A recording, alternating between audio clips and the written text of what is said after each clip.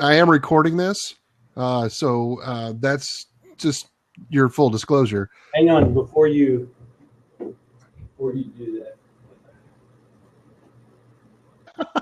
He's all set. You look official, man. You got the whiteboard behind you, covered with all kinds of good stuff. And that's actually my CRM. I say forget all these Salesforce. And, this is the low-tech solution for the IT guy. You know, it's visible and it's right in my face all the time. I still use the other stuff, but this is what I refer to. You know, I had the opportunity last summer to work with a client, and I went to their office about 4 days a week, and they had a whiteboard that was at least that big, if not bigger, in everybody's office. And if I was trying to figure something out, I would just write the question, and then by the end of the day, someone will have poked their head in and maybe written a possible answer to the question on the whiteboard, and it was pretty funny. It really is effective because, in terms of prospecting and finding new accounts, it's always about being top of mind. Right. When it comes to lead generation, and these accounts are recent activity, things we've met on in the last 60, 90 days, and they stay top of mind.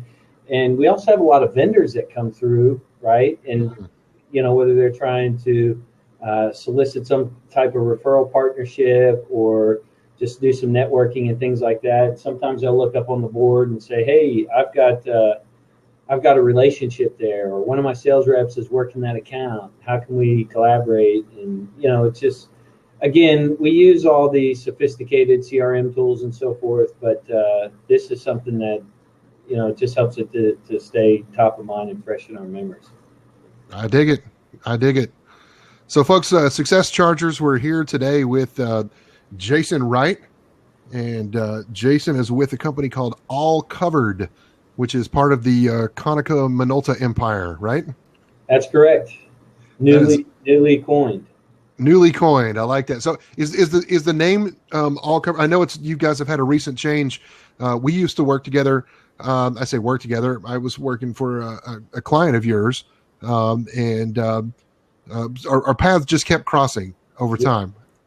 And you were with a company under its former name, which if you're watching this live, you'll see that listed as the Twitter handle that goes with Texas Group. It's the same guy, same company, but you guys are now part of the Konica Minolta family, part of something called All Covered. What can you tell us about the business? So the business is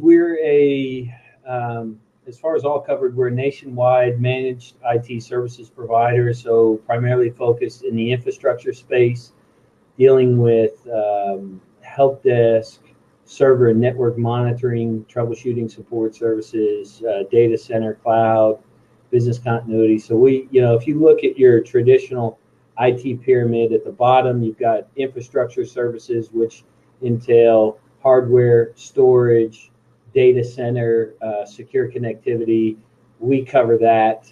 We did cover that as Texas Group with the merger into All Covered, and consequently the Konica Minolta IT services portfolio. That also opens us up to more vertical market specific service offerings. So we have a healthcare practice. We have a financial services practice that covers the banking, finance, private equity, investment banks. We also have a retail practice that focuses on PCI compliance and things of that nature. So we also have application development group, so SharePoint type services, Microsoft in terms of Dynamics, Great Plains, and some of those. Those were offerings we didn't have before in the portfolio with Texas Group. They're high skill set requirements, and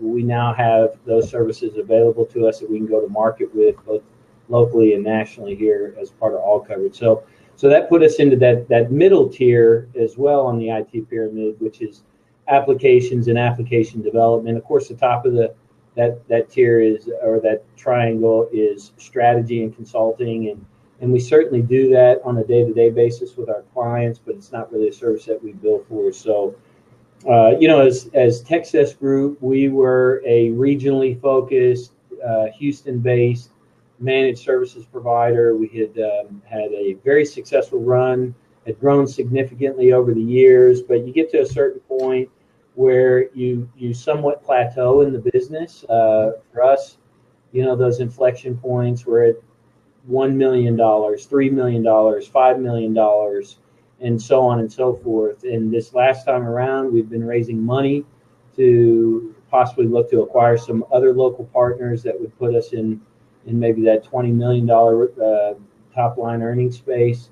And at the same time, there's a lot of consolidation going on in our industry, and All Covered is a national player who had made 18 acquisitions prior to us, and basically came in, said they looked at 55 other companies in Houston, said, you guys are the best at what you do. You most closely align with our go-to-market strategy and our portfolio of offerings. And so they made a rather substantial offer. Companies our size typically will sell for, a multiple in the 3 to 5 space, 3 to 5 times earnings. And so they made an offer that was, pretty sweet. Yeah, pretty sweet. A lot better than that. So we won't disclose the terms of your deal. We'll just say it was a good one. Great. Tell us about what you're in the sales role and account management role. Tell us a little bit about what you do within the company, so our listeners kind of know what your perspective will be as we chat today. Yeah, so I currently have at Texas, I was our vice president of sales and marketing. In this new company, we're in a period of transition. Currently, I have a territory sales manager role, so I independently carry a book of business, and then I manage a team of technology consultants here in Houston, and have responsibility for the quota of the city or of the region.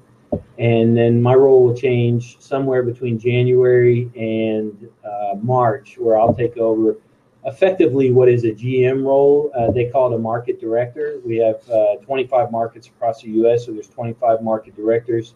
So I'll basically have both sales and operational responsibility for the Houston, Austin, San Antonio region starting next year. But right now, I've just got my nose to the grindstone. We're generating a lot of activity, and I'm helping to train and build up a team so that when I transition to that role, there's not a vacuum left in my absence, because I did account for individually a lot of the revenue over the years in terms of bookings.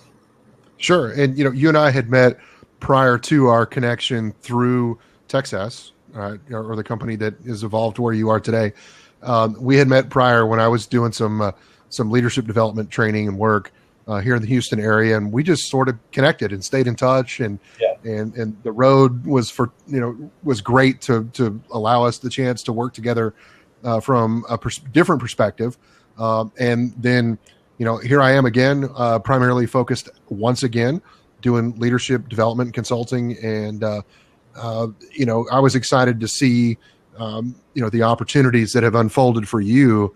Because certainly you're somebody that, having known you for several years, you're a guy of integrity, a guy that always shoots it straight, says, look, I'll tell you what I know, I'll tell you what I don't know. If you're not the right guy, you're always great at saying, let me get you connected with the guy who is, or the gal who is, right? And let me just ask you that. We talk a lot about connection on this show. How does the connection in the relationships that you build with your clients and prospects, how's that different than what some of the other players have done that's been in your experience? Well, it's really how we grew the business, Scott. So we, when I break out in terms of lead generation, where we generate leads from, I mean, you have your traditional online marketing through your website, SEO efforts, social media. You have event lead marketing, doing lunch and learns, thought leadership, trade show type expos. You may have some outbound campaigns, whether they be direct mail marketing campaigns or outbound email campaigns. All of those, we use a combination of everything. It's almost a guerrilla marketing approach where we're hitting our prospective client base from all angles. But far more effective than anything else we've ever done has been networking. And we really, early on, when the company was launched, we embedded ourselves in the local networking scene. So, every single Chamber of Commerce event we were at, every single Greater Houston Partnership event we were at, we sat on boards to this day, still do sit on boards for the Entrepreneurship Institute, their chapter here in Houston. We belong to the Houston CEO Network Partners. We belong to Business Resource Group. So, it goes on and on and on. And then we looked at more vertical specific networking groups, things like, the oil and gas industry has a number of networking associations. Marine Technology Society is a strong one here that puts on a lot of events and draws in specific people in offshore marine drilling and those type offshore oil drilling exploration activities. So basically, we just decided that we were going to be highly visible, high touch in all these networking organizations. And over the years, by doing that, you effectively extend the reach of your business development community, because these people get to know you every week, sometimes multiple times a week. They hear about your company. They hear your elevator pitch when you do your introductions, and they get to know you. It gets ingrained in their mind. And for some people, they start sending you leads right away. You develop close relationships with people that you bond with, and you meet up for one-on-one meetings, and you'll have coffee, and you'll do some account mapping and strategize on accounts you can attack together. And then there's other folks that may not think about you for a year or two, but they come in contact with somebody who says, you know what, I need an IT service provider. Who do you know? And in that moment, because they've known you, they've seen you 100 times over the past 2 years, your name pops up in their mind, and there you go. You have a referral that might lead to an account that generates several hundred thousand dollars worth of business for you. So the other thing it does is, from a brand standpoint, is it gets your name out there. Even if you don't necessarily have people who are effectively bringing you into accounts or referring business to you, they still know who you are, and it just helps to grow your brand organically in a way that doesn't cost a whole lot of money outside of the membership fees of those organizations. So, what I can tell you is, with this new company, we were their largest. They've made 20 acquisitions.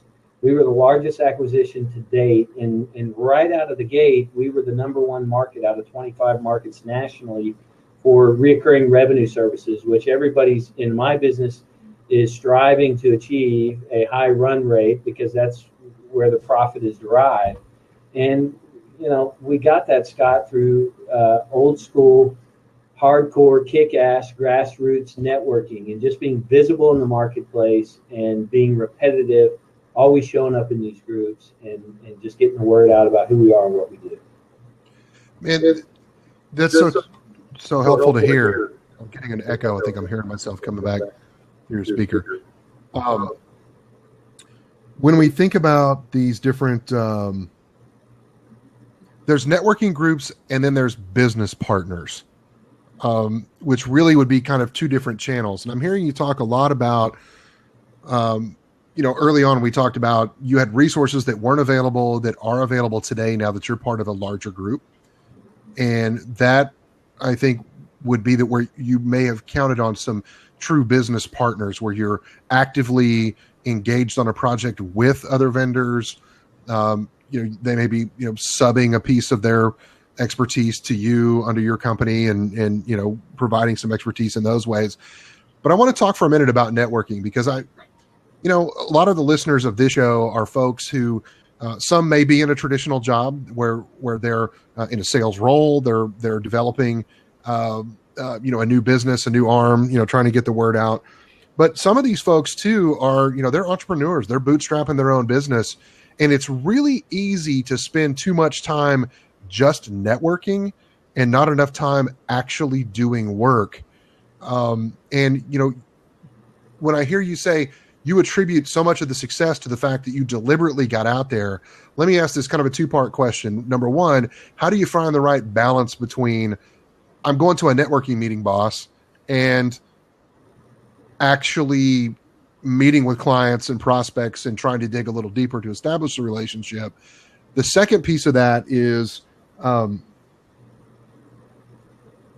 I forgot the second part of the question. So let's answer the first part. Then I'll come back with the second problem. One. So it'll come back to you. Don't worry, Scott. You've been doing these podcasts, so you're. I can edit. That's good. So we kind of break. When you look at just a referral network in general, you can kind of break it down into subcategories. One being referral marketing in itself.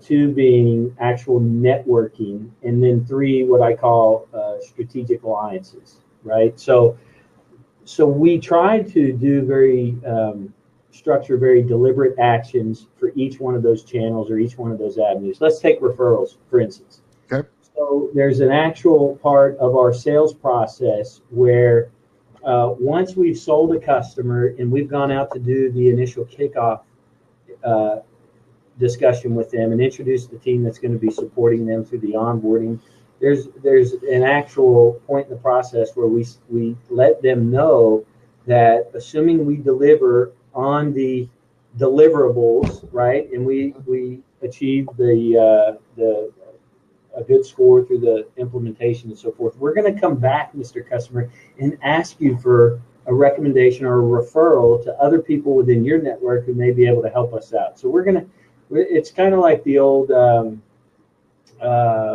what's the organization that does all the speaking? You know who it is. Like Toastmasters? Toastmasters, right? So their whole concept is tell them what you're going to tell them what you told them. We do a lot of that. We apply that in our sales process, but even in the networking, we go into the customer and we say, you're a newly coined customer for us.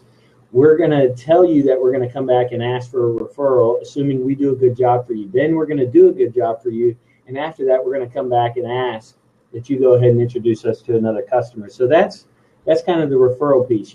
Every organization should have a defined strategy around referral networking. There should be a mechanism in place, whether it's some kind of incentive or it be a KPI that enforces or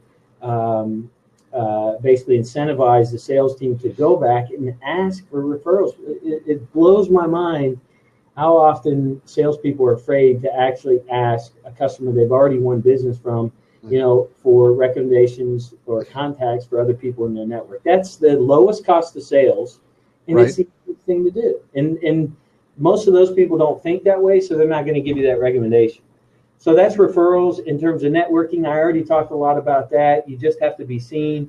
You have to be visible. You mentioned how do you kind of weigh that with salespeople and understand that they're really doing that versus maybe just freeloading and spending time out of the office, for instance. I mean, at the end of the day, their activity is going to dictate whether they're truly out there pounding the pavements or not, right? Some people, when it comes to networking, it's not just about showing up at the events, but you really have to know how to work a room.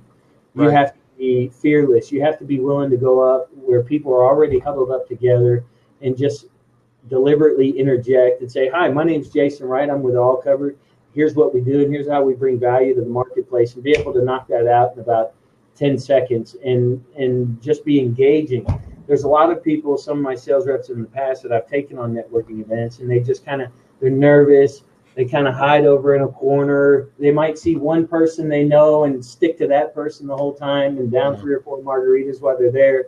And that accomplishes nothing, and we waste our money. Well, it's not nothing, but, it's not productive. Catch a buzz, but they don't catch any prospects, I'll tell you that. You always find somebody to catch your bar bill, but you can never find somebody to sell something to. That's right. And we're not there to meet a happy hour quota or some kind of the 2-drink minimum, whatever it takes. Yeah, the minimum for the event. The last part, strategic alliances, and that's where you look for true, I think, business development channels or opportunities to partner with companies who maybe have a similar customer base, who have a similar product offering or a similar go-to-market strategy as you, and you can kind of ride on their coattails and cross-sell or upsell into the customers that they already have, or that they're going after. In our case, we found a local data center company. So we outsourced our own cloud to a data center, to a company who's already world-class in terms of facilities, power, cooling, management, right? And therefore, basically, we brokered an agreement with them to be able to sell co-location and rack space within their facility, and they offered us wholesale rates. We agreed to a minimum, if you will, in terms of how much we'd sell on that. And basically, they only wanted larger clients, enterprise clients, but we ourselves were an enterprise client considering how many racks we took up, but we could sublease space to customers within our space. So we could effectively bring people into their data center that normally wouldn't have gotten any attention from this company and allow us to add 30 and 40% margins onto their product. And it was a very fixed cost type of arrangement. It wasn't a variable cost arrangement like most managed services. So it was real. In other words, it was very easy business to take. We'd simply get paid month in, month out, and not really have to do any work on any of that kind of work. So I always try to encourage people to look for those strategic business alliances or business development channels. One other that we had a speaker not too long ago in our Vistage meeting that came in, and they were a company, I think, based in Austin, and they sold, they basically sold, what do you call it, where you, storage space, right? Like a U-Haul place where you go and. Oh, yeah. Like a self-storage kind of a place? Yeah, the storage place. And so the storage place basically brokered a deal with Penske, who had moving trucks, right? Penske relocation trucks. They were a competitor to U-Haul. And so every time you'd call into Penske's call center to order a truck, the call center agents would automatically offer you a discounted rate on storage. And so by doing that, they increased their top line revenue, I think something like 300% in that first year that they had that partnership. And Penske at the same time inherited a lot of additional business on the back end from people when they had to move out of those storage units and move into a house. So it's just look for the creative things. I mean, there are a lot of those kind of deals that don't make sense, but there are a few good ones that really do make sense. And from a brand awareness standpoint, it makes sense for you to align to those. And I just encourage people in their business to be unique and look for those avenues, because those are the things that could really differentiate you. So I hear a couple of things. Number one is get out there, get in the conversation, have some talking points, know what your company's about, know how you help people, know kind of where the ditches are, right? So, we can go up to this point, we can go down to this point. Outside of that, you're not the ideal client. So often we hear companies that, particularly, young upstarts, right? They want to say, "Oh, I can help everybody." Well, you may know theoretically how to do that, but are you really doing them a service? If they're a much bigger client than you're prepared to take on today, and you don't have the bandwidth, you can get yourself into a lot of trouble quick. And that may be some of our listeners that are folks that either they today work in another company or they're already working on their own, but they have worked for a much larger company before. And they know how to do it, but can they do it? If they don't have the right partnerships in place, that can be tricky. Right. And the second thing I heard you say, which I think plays back to another reason to go be involved in various networking groups and efforts on purpose. And that is to engage and listen to the stories that people are using in other industries so that you can figure out what that might look like in your business. For example, you talked about partnering with a data center to sell capacity and rack space. There's a huge metaphor between that and, hey, I own a fleet of trucks. You own a bunch of space people can put stuff. Why don't we co-market each other's products? Right. And when you hear that, you go, oh, I see the parallel. And you'll see that in your business as you watch these other stories unfold. And you'll say, well, tell me how you partnered with them. Who's your biggest strategic partner? And let them tell you the story. Even if it's not your industry, it may very well be a business lesson that you could apply by just changing the context of who the players are. Yeah. Yeah, I think you said a couple of things that were really interesting there, Scott. So one was you talked about new startup companies that come in and obviously very quickly you want to generate revenue and get cash flow going. So you're kind of willing to take the shotgun blast approach, which is I'll sell anything to anybody who will buy. Right.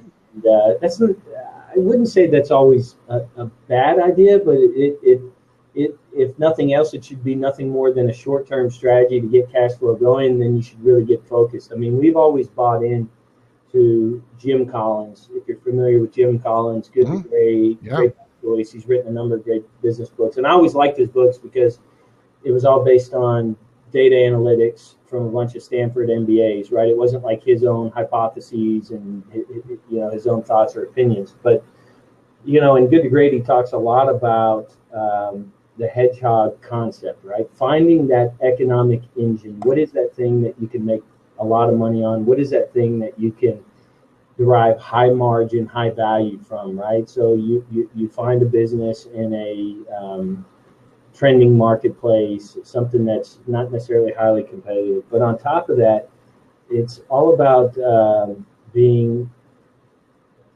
not trying to be all things to all people, but rather being really good at one thing, right? He also talks about getting the right people in the right seats on the bus, but that's a conversation for a whole nother day because culture is its own podcast, maybe its own series, right? I think so.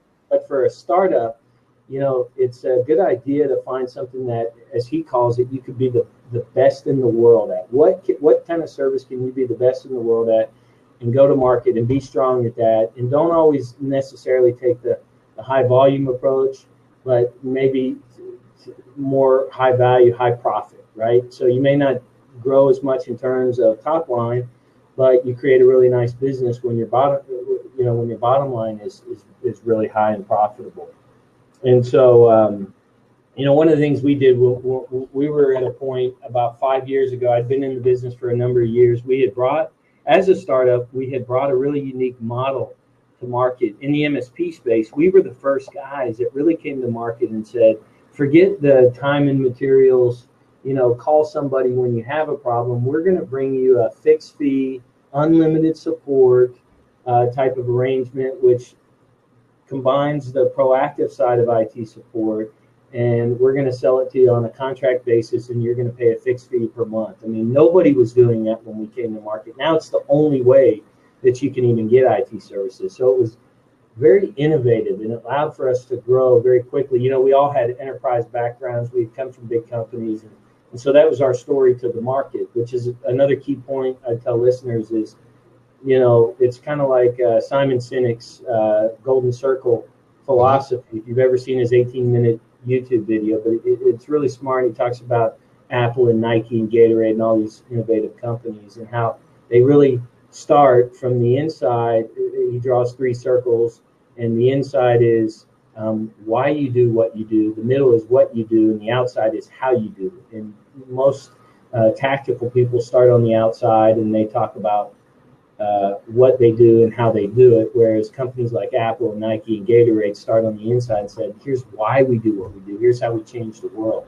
We took that same approach, and we developed our story, and it was, look, we've all worked at big companies, and we want to bring those same best practices, same methodologies, and we want to apply it to your business, and we've bundled it and packaged it for small mid-market customers, and they bought into that philosophy. So you have an innovative concept, you have a good story behind it, which really speaks to the why we do what we do, and we grew very fast. But the problem is your competitors catch on very quickly, and they emulate and copy what you do. So we rebranded about 5 years ago, and that was a decision, going back to my initial point, that we had to make. It was all about, do we want to go high revenue, commodity type of service, low value, and try and take this out nationally, or do we want to be more high value, high profit, and not necessarily be interested in market share? And we chose the latter.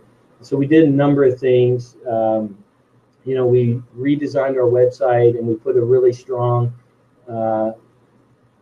web dominant strategy in place to kind of pick up the low hanging fruit out on the websites. We also focused on through our marketing thought leadership. So we produced a lot of good content. We put on events that didn't necessarily brag about us, but spoke to issues in the industry, things businesses were struggling with. We brought in industry experts and things like that. So that worked very well. But I think the single biggest impact we had was on our sales process. And it was that we stopped focusing on differentiating or trying to differentiate through products and services and bringing new products and services to market. That's what all our competitors would do. Every time they felt like they needed more revenue, they'd go find a new product to sell or a new service to bring to market, which only requires more operational back end to support it, more training to the sales team. It's got a high cost of entry.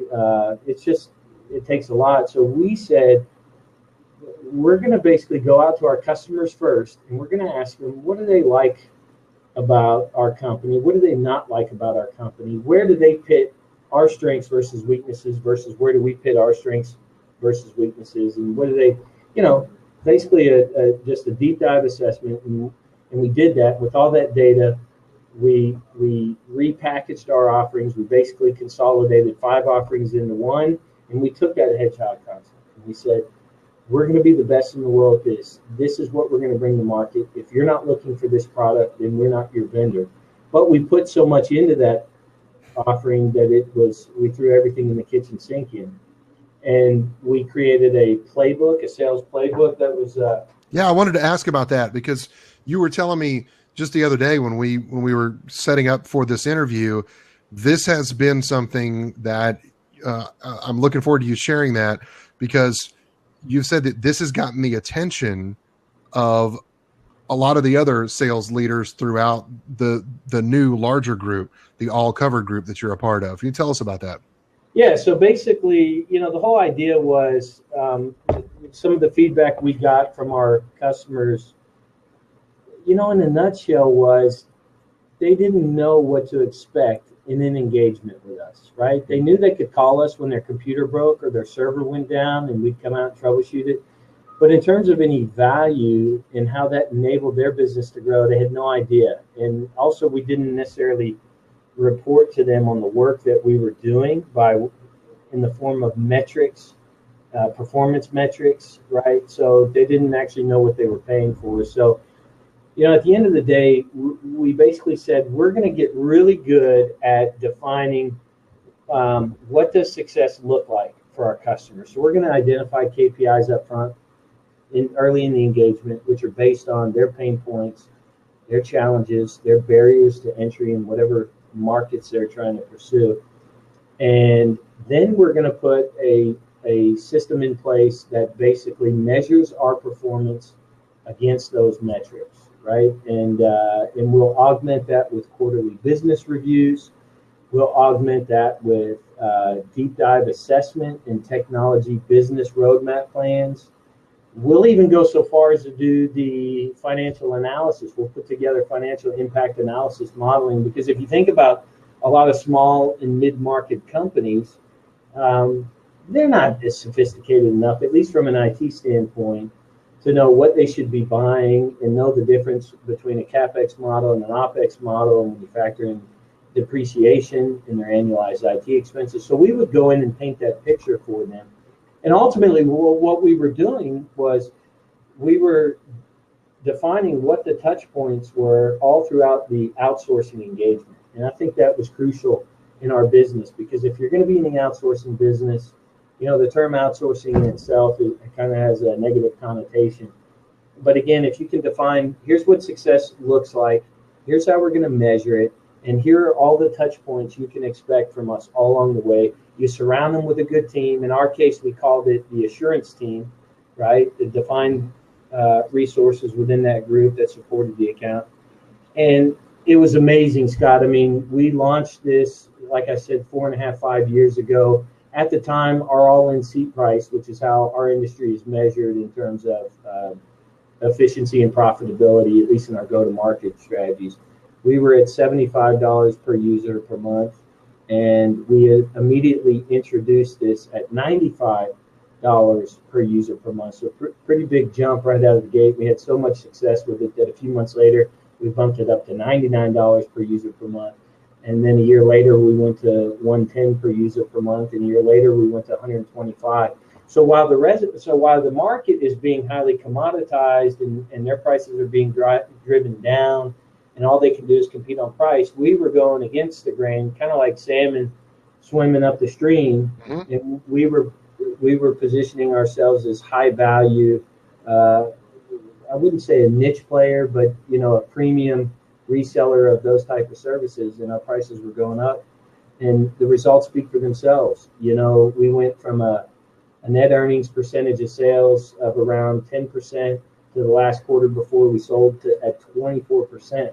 So a business that's retaining 25% of its gross operating income is about as high as you can get. I mean, some finance businesses climb up into that 30% range, but you don't do much better than 25%. We've gotten there. We've hit so many other metrics, drove down our cost of sales, drove down our SG&A numbers, increased our gross margins from 40% up to 55%. So the last thing I'll say on it is, if you've ever heard of the power of tens model, that's the way we approach this thing. We basically said, if we can improve, in other words, if we can make incremental changes all across the business, instead of trying to just focus on sales, then we can have a bigger net gain or net impact on the business. So we said, if we can improve sales, if we can grow sales by 10%, if we can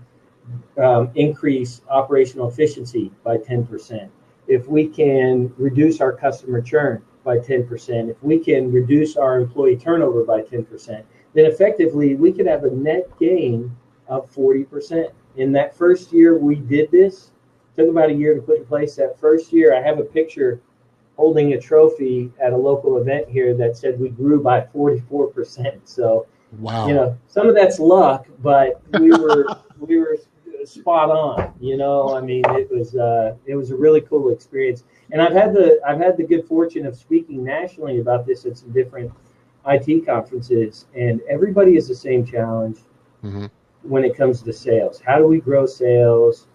How do we leverage social media and thought leadership marketing? It's so hard to find resources. And what we found is we could incrementally sell a lot more with a lot less in terms of our sales team. Like right now at the new company, All Covered, we've been number one in sales 4 months in a row. I have the highest quota of 25 markets in the nation. I have the smallest sales team of just about any market in the nation. So you can be much more efficient when you look at the return on your SG&A and your cost of sales by just focusing on these various aspects in your business. There's so much as you unpack what you just said, right? Because it's a lot to digest. It is. There's a lot of layers. So I'm vomiting on you right now. But yeah. Well, the good thing about this being a podcast is you can listen to it again and again and again. Yeah. And at different times you'll hear different things, because I've worked with organizations that all they seem to be able to see is, I've got to get that top line revenue number. That's my magic beans. That's what's going to fix everything. And I'm like, no, that's one component and it's important. But what if you could pick up some efficiencies in these 19 other places? And you just gave us a real example that said, you guys said, look, if we want to be the best overall, let's move the needle in these critical areas of the business. Yeah. These are all metrics that we can improve on. We're not going to be better overnight. And so many times people go to a marketing seminar, they go to an industry event, they go to a training seminar, they may bring in a consultant like me that sits down and they go, how do I get my sales up? And I'm like, it's bigger than that. Yeah. It's an entire holistic approach. It's being able to understand the numbers, the industry, what's going on, not being afraid to step out and take a chance. I would imagine if you were to go back and really break down every move you made that year, you enjoyed the 44% increase in growth. You look at that and you go, yeah, but boy, we really screwed a couple of things up in there. Yeah. And on the short term, they probably look that way, right? Yeah. And the beauty of it is, you've got to be okay. my former career in the financial services business, one of the most glorious days I ever had was when I had to let one of my bigger clients go because they just flat wouldn't take my advice. And I thought, why are you paying me for my advice when you won't take it? Right. And I said, this is not a client for me. And they were had been such a time suck, right?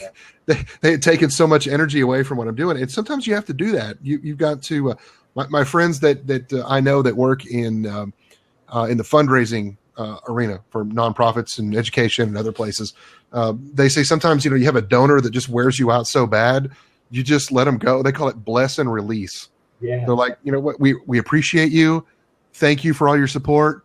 Good luck to you, but stop calling me. Stop. You can't be involved in everything. So let me kind of do a couple of things here. Towards the end of our of interviews, I jump into a little segment that I like to call the lightning round. Mm-hmm. And so I'm going to throw a few phrases at you. Yeah, right. We're going to get you going. If you're watching the video feed, you just saw he's throwing punches at me. But yeah. I'm going to throw a couple things at you real quick.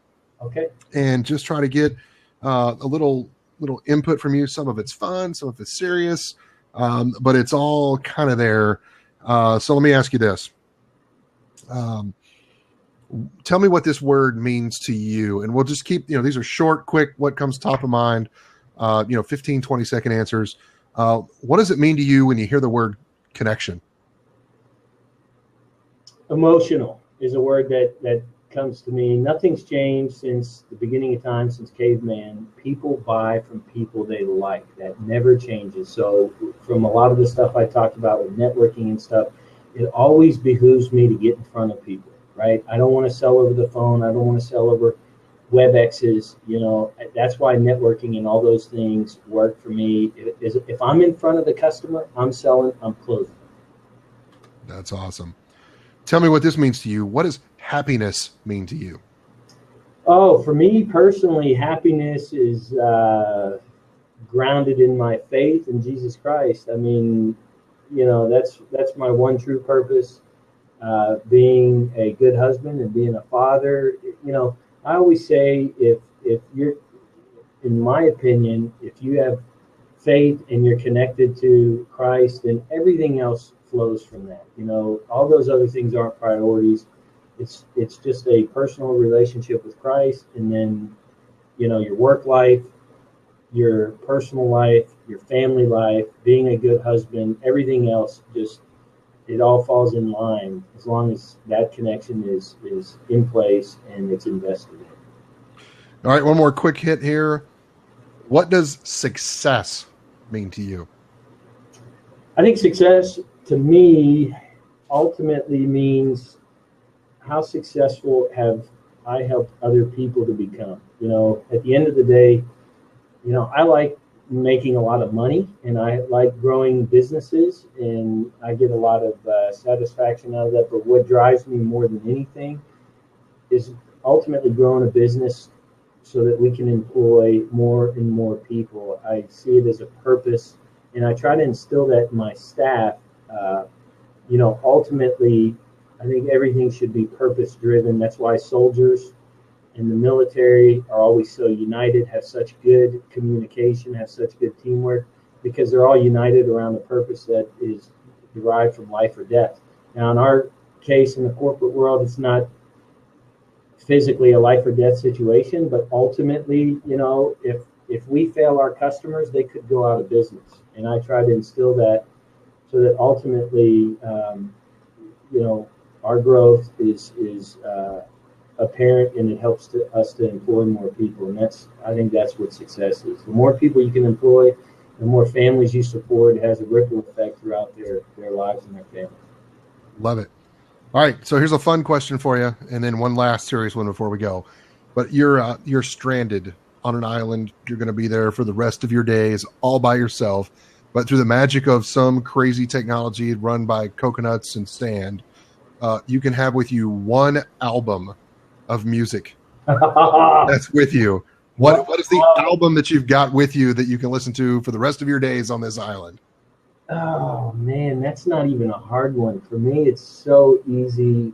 I'm a a 90s alternative guy. I love all types of music. Don't get me wrong. Classic Sure. rock, some R&B and hip hop. I'm a huge fan of country, and specifically Texas country music. But I always come back to the same thing, and I think if you know me, Scott, I'm always amped up. I'm always hard charging, kind of in your face, right? So I'm a rage against the machine kind of guy. I don't necessarily like their politics, but I freaking love their music, and it gets me amped up. If I got to go out to a sales appointment or I'm getting ready to kick off a meeting with my sales team, all I got to do is listen to a little Bulls on Parade, and I am ready to go. You wake up in the morning with your pocket full of shells. Yeah, you're ready to go. I love it. Yeah. That's awesome. All right, so one last question for you, and then before we wrap it up, what advice would you give 30-year-old Jason?